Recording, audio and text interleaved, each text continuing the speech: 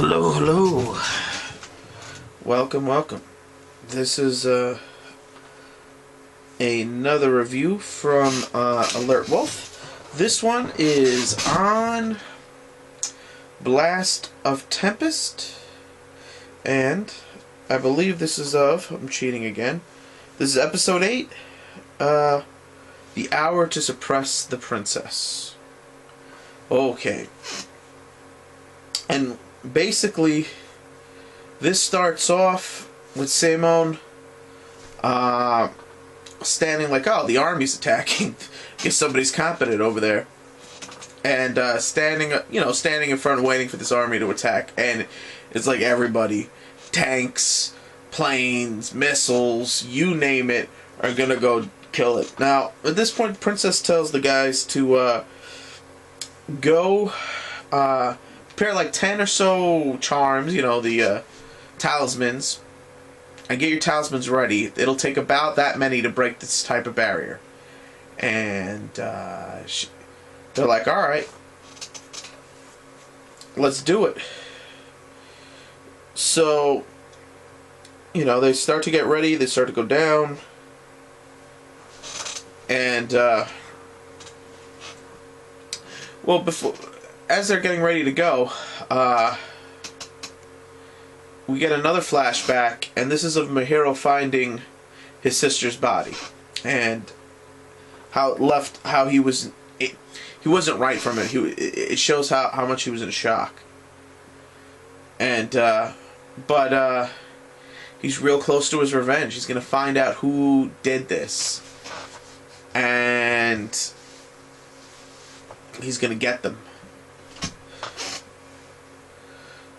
The news has reported that the Defense Force is just doing some testing of missiles and whatnot. But that's not what they're doing. They're going to war, basically. And the shield is just defensive magic. They have, magic is not offensive.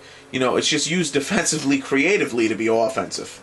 But it's not directly offensive. Now, the shield is super powerful. There's a bunch of magic users holding chains and chanting and shit and trying to block. And they just start bombing the hell out of them. Of course, it doesn't go through, but there you go. And, man, like, from ships and tanks and planes and helicopters and... like, they're hitting them with everything but the kitchen sink trying to get through. Meanwhile, Mahiro and Yoshino, they go right through. You have Angeline there, or Evangeline. She's monitoring the whole thing, and just waiting for her chance. And basically, Simone orders his people to hold the line. We have to protect the Tree of Exodus. It's not ready yet. And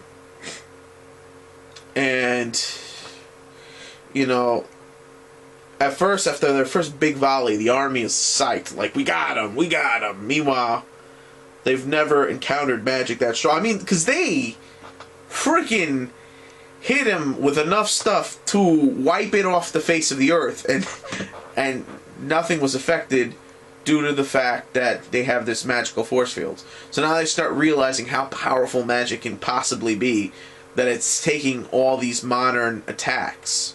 Like I said, the two dudes, man, Yoshino and Mahiro just break right in. The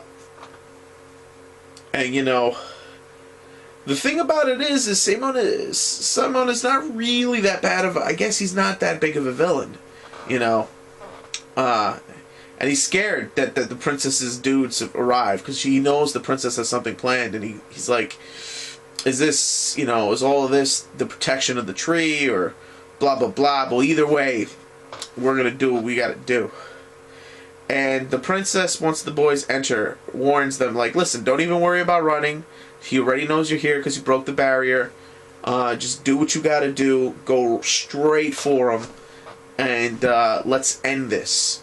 Because she has a plan, and her plan is, you know, in her head is foolproof. But meanwhile, the army guys are like, you know what? We're just gonna keep on attacking. And until the barrier goes down. Because eventually, the magic is gonna get used up. So, you know, but again, more chanting dudes, the protection, and then you have basically they're trying to the clan is trying to stall as much as possible. And the reason for that is the tree is almost, and the fruit are almost ready. So the boys encounter Samon really fast. You know, they just run up the hill. Samon's waiting for them because he has to deal with them. They see the barrel chilling on top of this, like the path has been blocked in by rocks and trees and whatnot. And there he is sitting there with the samurai sword, and he's like, "What's up?" And then the princess is like, "Get me closer, I want to speak to him." And so then they start talking, and the princess basically lays it out for him, and she's like, "Listen, you know how powerful this houseman is basically almost as strong as I am. So if he shoots, it'll break the barrier, he could destroy the tree, you know what I'm saying? Like, he can stop them, and Mahiro has the gun. Mahiro can stop them with a few shots." You know, it's funny, Samon had asked them for his names, and he's like, call me Young Man 1 and him Young Man 2, or A or B or something, like, I don't even care. You know, so, and basically, Samon gives his version of why he's doing what he's doing. And what he's doing, the reason why he's doing what he's doing is because of the Tree of Genesis. And basically, they alluded to this in the other episode, that they could be the ones to destroy the world, and this is, and nobody's really told them, but this is the gist. The way magic works by sacrificing something of high civilizational value to the tree is how you use magic, which Yoshino was always bothered by. Basically, what happens is, if the world was created, the current world, the human world was created while the tree was in slumber. Sure, the tree has been influencing the world, but not to the extent the tree's supposed to. Therefore, the world is still very illogical, and this tree is about correcting the logic. Now, here's where the argument comes in. Samon and the rest of his clan believe that if the tree fully awakens, it will absorb all civilization, therefore annihilating the planet, because because the world is so illogical that the tree is going to erase civilization and restart the world in order to make it perfectly logical, because the world isn't perfect. And that's his belief. That's why he's resurrecting the only other tree that can stop it, which is the tree of Exodus. I love the Bible chapters here, Genesis, Exodus. Well, you know, not chapters, I mean books, as names of the trees. I dig that. I always like when they toss stuff in like that. And so, basically, that's what's going on. And now the princess has an opposite view on it. Her view is, when the tree awakens, which is, by the way, how he justifies the sacrifices that he's made to make the fruits. Because compared to the devastation of the whole planet, what's a few small towns as a couple of cities? Honestly. You know, you're talking about like 6 billion, whatever it is, 4-point-something billion people on the planet. You're talking about less than 0.1% of the population in order to save them. That seems like an acceptable loss. It really does. But, when you look at it that way, and that's the way he's looking at it. So I wouldn't say he's bad. Now the princess's point of view is this: is that the tree, the world is mostly logical, only slightly illogical. Therefore, when the tree wakes up, it's not going to destroy the entire planet. It's just going to fix the areas that need fixing. Meaning the parts of the planet that are illogical, the things in this world that are illogical, that make no sense, it's going to go in there and repair. Now, Samo says that basically, you're the only one who thinks this way. The entire clan agrees with me. And we moved as a clan, and this is why we did what we did. Now, the princess said something interesting. This goes to the crux of the matter, which is... and at the same time, we also get analysis from June. Yeah. So, he's nearby and watching the devastation. But again, he's neutral. He's neutral. We also get, we also get something else. Now, Yoshino seems like this all makes sense to him. Now, the princess says something funny, which I almost neglected, that in the beginning of this rant, where they're going back and forth, she says that, what, you think only 4 months in the island and I couldn't, come up with a plan to stop you and blah, blah, blah. And so she says how long she's been on the island. And after all the talking's done, Samon asks Mahiro, what's he going to do? Like, what are you guys going to do now that you know it? And Mahiro says something that surprises Yoshino. It surprises me, too. Well, not so much his opinion as what he says. He's like, I already knew all that. She told me this whole thing when I started. He's like, what? He's like, yeah. And to be honest, I don't give a shit. I could care less. You bring her back right now. I'll kill you right now. I could care less about the world. She has to help me find somebody. And then everything else be damned, basically. And, Yoshino's like, what? I was never told this. He's like, yeah, we thought it wasn't a good idea to tell you. You just second guess us. And you bitch the whole way. Like, come on, I know you. You wouldn't have agreed to this. He's like, yeah, but how can you be so sure? We could end the world. And he's like, I don't care. Now, interestingly enough,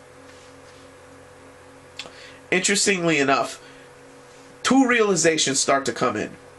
The first realization, Simon, or I don't know, it doesn't matter which order they're in. I can't remember which one's first, but Simon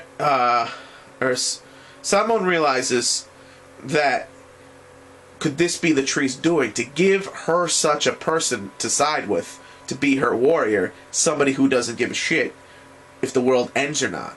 Now, she starts to realize, it slightly doesn't make sense that he would be my ally, because, what type of person is he?